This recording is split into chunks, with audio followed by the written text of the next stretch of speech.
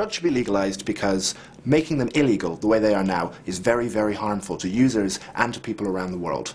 Right now, if you take drugs, you're gambling with your life in a way that, yes, you'd be harming yourself if you took drugs over the counter that were legal, but you'd be at least aware of what you were taking. If we could allow people to know what they were buying, say through a drugstore, a chemist, for example, or some other kind of regulated body, people would have the protection of the law. You would not have organized crime profiting from it. You'd have legitimate companies making these things, selling them, and customers would have as much confidence in them as they do when they're buying other harmful products like alcohol or tobacco.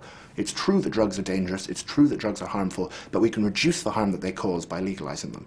I don't think everything should be legalized. I think things like cannabis, MDMA, and maybe cocaine should be available over the counter.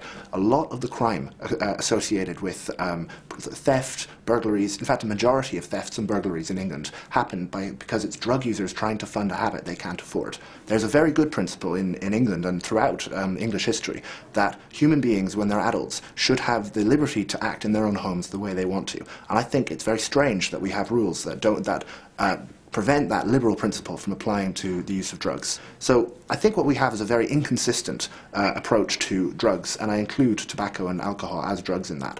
What I would like would be the principle that unless you are going to be a danger to others, we're not going to interfere with you. As long as you know the information and you know the risks, you can do with your body what you want to do.